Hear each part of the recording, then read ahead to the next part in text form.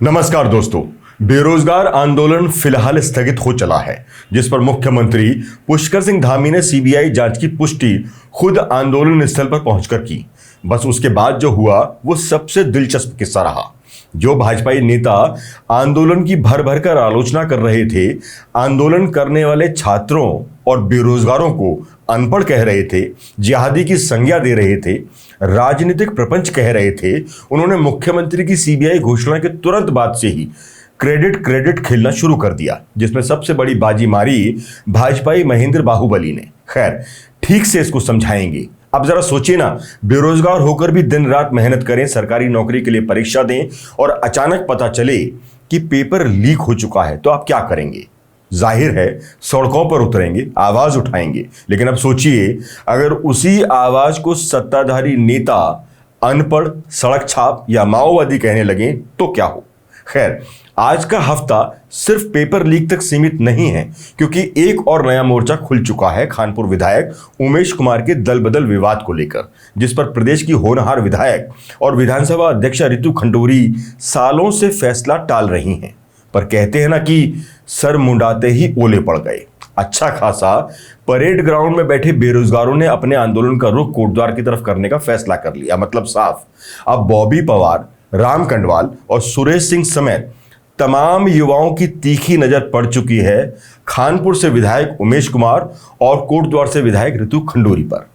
सुर्खियों में आईएफएस अधिकारी संजीव चतुर्वेदी भी हैं, जिन्हें देश के बेहद ईमानदार अधिकारी के तौर पर जाना जाता है, जिनके केस में अब तक 15 जज सुनवाई से खुद को अलग कर चुके हैं। सोचिए, जिस सिस्टम से हमें इंसाफ की सबसे ज्यादा उम्मीद होती है, अगर वही न्यायाधीश एक एक करके केस से पीछे हटने लगे तो इंसाफ मिलेगा कहां से? वैसे खूंटा संजीव चतुर्वेदी ने भी गाड़ ही रखा है। आज के हफ्ते की इन तीनों कहानियों में एक चीज कॉमन है: आम लोगों की लड़ाई, सत्ता की चालाकी और सिस्टम की खामोशियां। सवाल यह है कि आखिर इसमें जीत होगी किसकी? तथाकथित भ्रष्ट नेताओं की, सिस्टम की, या फिर जनता की?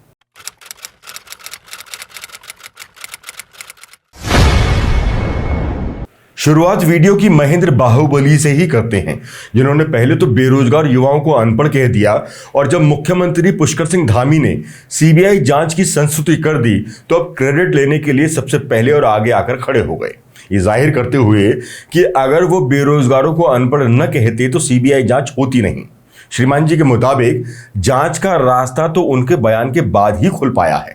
सवाल यह भी है कि जिनको महेंद्र भट्ट अनपढ़ कह रहे थे, अगर वो अनपढ़ थे तो फिर उन्होंने सीएम को आंदोलनकारियों के बीच क्यों जाने दिया? रोका क्यों नहीं?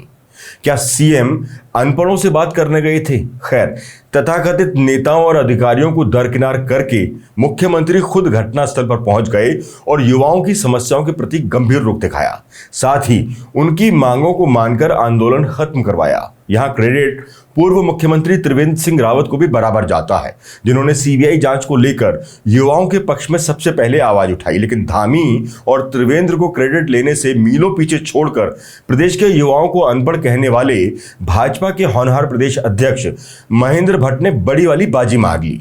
ऐसे में पुष्कर सिंह धामी और त्रिवेंद्र सिंह रावत समेत बॉबी पवार, राम कंडवाल, सुरेश सिंह के साथ ही प्रदेश के हजारों हजार युवाओं को महेंद्र बाहुबली से क्लास लेनी शुरू कर देनी चाहिए कि कुछ न कुछ करके भी क्रेडिट कैसे लिया जाए। वैसे युवाओं और प्रदेश के स्थानीय आंदोलनकारियों के लिए महेंद्र भट्ट ऐसी टिप्पणी पहले भी कई बार कर चुके हैं।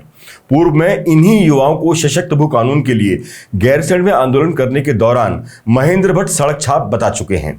ऐसे ही जोशीमठ में पुनर्निर्माण के लिए आंदोलन करने वाले अपनी ही विधानसभा के स्थानीय लोगों को भी महेंद्र भट्ट माओवादी कह चुके हैं। महेंद्र बाहुबली के इस तरह के ऊटपटांग बयानों के पीछे कुछ हद तक दोष भाजपाई वरिष्ठ नेताओं का भी है, जो उनकी फिसलती जुबान पर काबू रख पाने में असमर्थ हैं।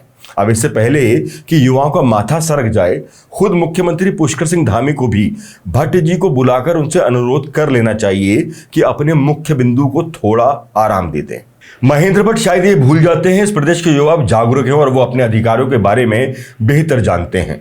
जिन युवाओं को बाहुबली ने अनपढ़ कहा था वो सिर्फ उन छात्रों का ही अपमान नहीं था जो दिन रात मेहनत कर परीक्षा पास करने की तैयारी में जुटे रहते हैं, बल्कि महेंद्र भट्ट ने उन माता पिताओं और अभिभावकों का भी अपमान किया जो दिन रात मेहनत मजदूरी कर अपने बच्चों को पढ़ा रहे हैं और सरकारी परीक्षा देने के काबिल बना रहे हैं। महेंद्र भट्ट के मुखर बिंदु से हमेशा आंदोलन करने वाले लोगों के लिए माओवादी, सड़क छाप, अनपढ़ जैसे शब्द निकलते रहे हैं जो कहीं ना कहीं उनकी मानसिकता को भी दर्शाता है। अब महेंद्र भट्ट भले बुद्धि विवेक से काम न ले पाए हों, लेकिन मुख्यमंत्री पुष्कर सिंह धामी ने युवाओं के धरना स्थल पर पहुंचकर एक पॉजिटिव संदेश जरूर दे दिया। हम पहले की भी वीडियो में कह चुके हैं कि जब प्रदेश के लाखों युवा सीबीआई जांच चाहते हैं तो फिर मुख्यमंत्री को भी उनकी मांग कर उनकी शंका का निवारण कर देना चाहिए। आखिरकार ऐसा ही हुआ भी। मुख्यमंत्री ने इस पूरे प्रकरण में पहली बार कुछ जाहिल तथाकथित सलाहकारों की सलाह के बजाय खुद की अंतरात्मा से फैसला किया, क्योंकि जिस तरह से इस प्रकरण को उलझाने की कोशिश हुई उससे तो यही लग रहा था कि उनको सलाह देने वाले सलाहकार मानो सरकार की फजीहत करवाने का पूरा ठेका ले चुके हैं। इन सब के अलावा भी विपक्षी कांग्रेस के प्रदेश अध्यक्ष करण मारा हो, उपाध्यक्ष सूर्यकांत धस्माना हो या फिर महिला प्रदेश अध्यक्ष ज्योति, उनका साथ भी इस आंदोलन को मिला। लेकिन सबसे ज्यादा उत्साह युवा आंदोलनकारियों में देखा गया जब गणेश गोदियाल ने उनको धरना स्थल पर पहुंचकर समर्थन दिया। इसके ठीक विपरीत कांग्रेस से कद्दावर वरिष्ठ नेता और पूर्व मुख्यमंत्री हरीश रावत और प्रीतम सिंह ने इस धरने से दूरी बनाए रखी। कांग्रेस के पूर्व अध्यक्ष प्रीतम सिंह का इस धरने में ना पहुंचने का कारण समझा जा सकता है, क्योंकि यहां पर उनकी विधानसभा में धुर विरोधी बॉबी पवार की मौजूदगी थी, जो कि उनकी ही चक्राता विधानसभा में उनके प्रबल प्रतिद्वंदी हैं। लेकिन हरीश रावत का इस धरने से दूरी की वजह थोड़ा सा अटपटी थी। वजह प्रीतम सिंह प्रेम ही मानी जा रही है। कायदे में हरीश रावत और प्रीतम सिंह दोनों को ही युवाओं की आवाज बनने के लिए उनके बीच पहुंचने की जरूरत थी, खासकर तब जब उनके ही सर्वोच्च नेता राहुल गांधी तक ने बेरोजगार युवाओं के समर्थन में बिहार से ही अपनी आवाज युवाओं की आवाज में मिला दी। सवाल यहां राजनीति का नहीं बल्कि सोच का है, जहां दोनों बड़े कांग्रेसी नेता अपने ही बड़े कांग्रेसी नेता राहुल गांधी के नक्शे कदम पर चलने से चूक गए। सत्ता पक्ष से कुछ नेताओं को छोड़ दें तो बड़े नेताओं ने समझदारी का परिचय भी दिया, जिसमें मुख्यमंत्री ने सबसे पहले आंदोलन स्थल पर डीएम एसएसपी को भेजकर शांतिपूर्ण आंदोलन कर रहे छात्रों को संदेश दिया कि कोई भी सख्त कदम सरकार बेरोजगार के ऊपर उठाने वाली नहीं है। उसके बाद खुद मौके पर पहुंच पुष्कर सिंह धामी ने उन तमाम भाजपाइयों को भी करारा जवाब दे दिया जो कुछ दिन पहले इन आंदोलनरत युवाओं को नक्सली, सनातन विरोधी, अनपढ़ और न जाने क्या क्या कह रहे थे। मुख्यमंत्री का खुद वहां जाना उन तमाम लोगों के मुंह पर करारा तमाचा भी है जो इस आंदोलन को बदनाम करने की कोई कोर कसर छोड़ नहीं रहे थे। इस सब में सबसे पहले बाजी मारी भाजपा के हरिद्वार सांसद और पूर्व मुख्यमंत्री त्रिवेंद्र सिंह रावत ने, जो शुरुआत से ही इस आंदोलन करने वालों के समर्थन में नजर आए। उन्होंने सीबीआई जांच की मांग का भी समर्थन किया और बेरोजगारों को जिहादी बताने वालों को भी लताड़ा। त्रिवेंद्र ये कहने से भी नहीं चूके कि प्रदेश के युवाओं को देशद्रोही कहने वालों को अपने ऊपर लगाम कसने की जरूरत है। यहां उत्तराखंड के लोगों के खून में देशभक्ति भरी पड़ी है। त्रिवेंद्र के अलावा कोई भाजपाई नेता इन आंदोलनरत छात्रों के पक्ष में खड़ा होने की हिम्मत तक नहीं जुटा पाया। ये पहली बार था जब बेरोजगार संघ ने भी त्रिवेंद्र के समर्थन के लिए उनका धन्यवाद किया। वैसे एक सलाह त्रिवेंद्र सिंह रावत को भी कि वो एक दिन चाय पर बुलाकर अपने सहयोगी महेंद्र भट्ट को भी ज्ञान दे कि पहाड़ में रहकर यहीं पल बढ़कर अपने ही लोगों को, अपने ही युवाओं को यूं गालियां नहीं दी जाती। खैर, आप त्रिवेंद्र सिंह रावत का बयान सुनिए, जिसमें उन्होंने सबसे पहले सीबीआई जांच को लेकर युवाओं को अपना समर्थन दिया, जिसके बाद बड़े भाई और वरिष्ठ सहयोगी की बात को समझ मुख्यमंत्री ने भी सीबीआई जांच की दिशा में एक कदम और आगे बढ़ा दिया। मुख्यमंत्री जी को इन सब बालकों को आश्वासन देना चाहिए कि हम सीबीआई जांच इसमें कराएंगे। मैं समझता हूं कि जब ये भावना, एक फीलिंग आज हर जगह जगह, हर जिलों में, मुख्य केंद्रों पर आज जिस तरह की युवाओं में गुस्सा है, मैं कहूँगा, या जिस तरह से वो आक्रोशित हैं, तो सीबीआई जांच कराने में कोई दिक्कत नहीं होना चाहिए। बहुत दुर्भाग्यपूर्ण है। देखिए, मैं एक चीज़, आपने मेरे को पहले भी सुना होगा, मैं एक बात कहता हूँ, पूरे देश से कहता हूँ कि उत्तराखंड वालों को राष्ट्रभक्ति सिखाने की जरूरत नहीं है। ये हमारे जीन में है, ये हमारे डीएनए में है। यहाँ राष्ट्रभक्ति और पर्यावरण के प्रति प्रेम, ये हमारे डीएनए में है। इसको किसी को सिखाने की जरूरत नहीं है। हमारे बच्चे हैं, बहुत अच्छे हैं। जिस ढंग से उन्होंने मूवमेंट चलाया, पूरा आंदोलन चलाया, मैं समझता हूँ ये एक अपने आप में एक इतिहास है ये भी। खैर, अब मुख्यमंत्री पुष्कर सिंह धामी ने उत्तराखंड के युवाओं से किए वादे पर अमल कर दिया है। सीबीआई जांच की संस्तुति को अनुमोदित कर दिया है। मुख्यमंत्री ने कहा कि युवाओं के मन में किसी भी प्रकार की शंका या संदेह नहीं रहना चाहिए, इसलिए राज्य सरकार ने मामले को राज्य की एजेंसियों तक सीमित रखने के बजाय केंद्रीय जांच ब्यूरो को सौंपने का निर्णय लिया है। सीबीआई जांच से पूरे प्रकरण की गहन और निष्पक्ष जांच होगी और दोषियों को कानून के दायरे में लाया जाएगा। इसके साथ ही मुख्यमंत्री ने युवाओं को लेकर भी ये साफ कर दिया है कि जरूरत पड़ी तो मैं प्रदेश के युवाओं के लिए अपना सर भी कटा सकता हूं। कुछ लोगों को जरूर लगता होगा कि मैं वहां क्यों चला गया, मैं झुक गया।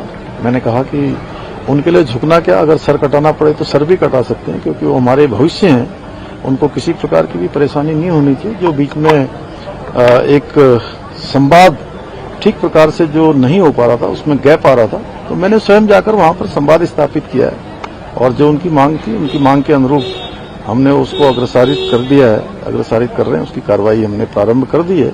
अब इस जीत का सबसे बड़ा श्रेय अगर किसी को जाता है तो वो सिर्फ और सिर्फ बेरोजगार संघ के बैनर तले आंदोलन करने वाले युवाओं को ही जाएगा। फिर चाहे वो तेज गति से सुर्खियों में आए बेरोजगार संघ के नए नवेले अध्यक्ष राम कंडवाल हो, उपाध्यक्ष सुरेश सिंह प्रीत हो, सजेंद्र कठेत हो, भूपेंद्र कोरंगा हो। इस आंदोलन में आधे विपक्ष समेत सत्ता पक्ष से त्रिवेंद्र सिंह रावत और बाद में अभिभावकों ने भी भाग लिया। राज्य स्तर पर डिजिटल मीडिया ने भी आंदोलन की सच्चाई को बाखूबी पूरे प्रदेश के साथ साथ दिल्ली में बैठे राष्ट्रीय पार्टियों के आला कमानों तक पहुंचाने का काम भी किया, जिसमें राष्ट्रीय मीडिया काफी हद तक न केवल फेल हुई बल्कि युवाओं के कटाक्ष का भी सामना करने को मजबूर होना पड़ा। कुल मिलाकर असली काम दिन रात धरना देने वाले युवाओं का ही रहा, जिन्होंने दिन रात एक करके सड़कों पर रात गुजार कर सरकार को भी अपनी मांगों के आगे झुकने को मजबूर कर दिया। ये जीत असल में युवा शक्ति की ही है। गढ़वाल से लेकर कुमाऊं तक जिस तरह गांव-गांव, शहर-शहर युवा सड़कों पर उतरे, अपने खिलाफ चल रही हर साजिश के बाद भी ये युवा शांति प्रिय आंदोलन करते ही रहे।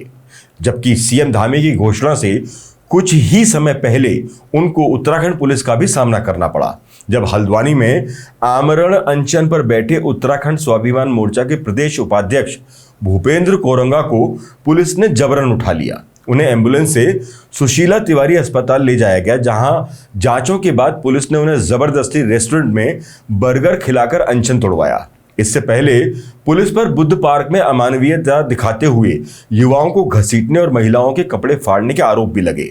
पुलिस की कार्रवाई से पार्षद समेत कई महिलाओं को हल्की फुल्की चोटें आईं।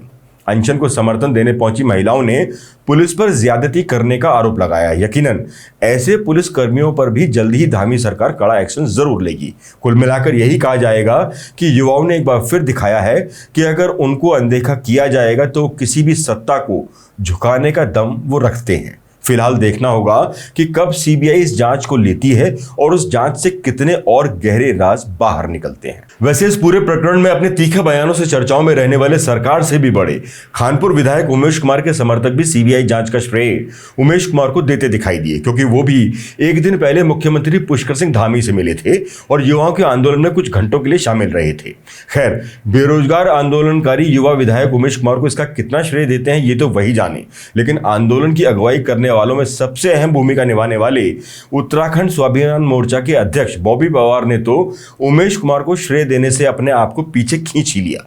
इतना बार भी होता तो भी ठीक था, लेकिन बॉबी ने तो एक कदम और आगे बढ़ाते हुए खानपुर विधायक उमेश कुमार के खिलाफ पूरा मोर्चा खोल दिया। फिलहाल उनके आंदोलन की दिशा अब उमेश कुमार के साथ ही कोटद्वार विधायक और विधानसभा अध्यक्ष रितु खंडूरी भूषण की तरफ मुड़ चुकी है। साथ ही ये अल्टीमेटम दे दिया गया है कि अगर दल बदल पर फैसला नहीं हुआ तो कोटद्वार ही अगले आंदोलन का धरना स्थल होगा। मतलब अब युवाओं के निशाने पर कोटद्वार और खानपुर के विधायक हैं, जो इन दोनों के लिए ही पीड़ा का विषय बन सकते हैं। उत्तराखंड स्वाभिमान मोर्चा ने विधानसभा अध्यक्ष रितु खंडूरी को लिखे पत्र में खानपुर विधायक उमेश कुमार की सदस्यता समाप्त करने की मांग की है। संगठन ने कहा कि सुप्रीम कोर्ट द्वारा हाल ही में विधानसभा अध्यक्षों पर दल बदल याचिकाओं को लंबित रखने को लेकर की गई तल्ख टिप्पणी के बावजूद मई 2022 से दर्जनों याचिकाएं लंबित हैं और उन पर कोई निर्णय नहीं लिया गया। मोर्चा ने पत्र में लिखा कि पूर्व अध्यक्ष प्रेमचंद्र अग्रवाल ने पुरोला विधायक राजकुमार, धनौल्टी विधायक प्रीतम पवार और भीमताल विधायक राम सिंह केड़ा की सदस्यता समाप्त कर संवैधानिक परंपराओं का सम्मान किया था, जबकि वर्तमान अध्यक्ष की ओर से खानपुर मामले में कोई फैसला न लेना गलत संदेश देता है। पत्र में कहा गया कि यदि किसी व्यक्तिगत कारणों से निर्णय नहीं लिया जा रहा तो विधानसभा अध्यक्ष को जनता के सामने स्पष्ट करना चाहिए।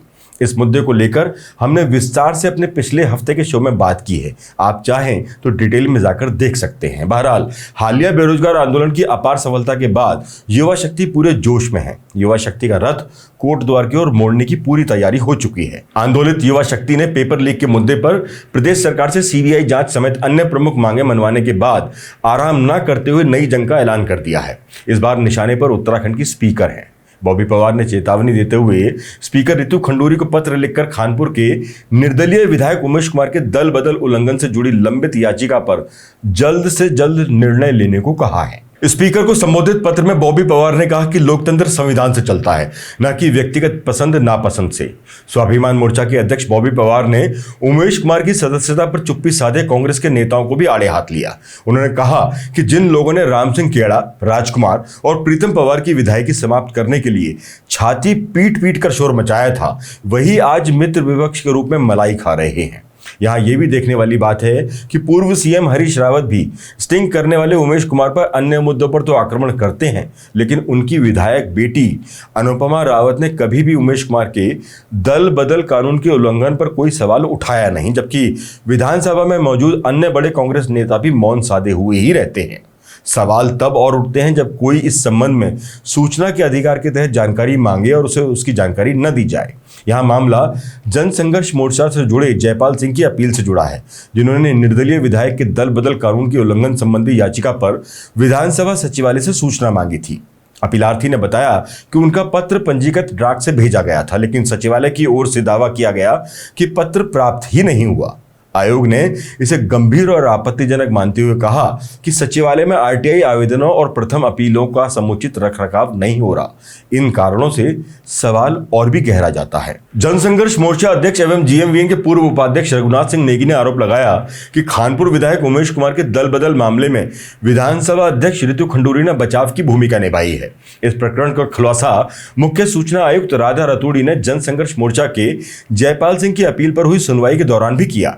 नेगी ने बताया कि 2.5 से 3 वर्ष तक याचिका पर कोई कार्रवाई नहीं हुई। इसके बाद उन्होंने पंजीकृत डाक से विधानसभा अध्यक्ष एवं सचिव को कार्रवाई हेतु पत्र भेजे, लेकिन विधानसभा सचिवालय ने मौखिक निर्देशों और दबाव में आकर पत्रों के सचिवालय तक न पहुंचने का हवाला दिया। ये दर्शाता है कि पूरा मामला दबाने की कोशिश की गई। उन्होंने कहा कि इस मामले ने विधानसभा अध्यक्ष की मिलीभगत की पोल खोल कर रख दी है। सवाल यह भी है कि आखिर इतनी आलोचना के बाद भी वो कोई फैसला क्यों नहीं ले रही। ये सवाल अपने आप में एक रहस्य बना हुआ है।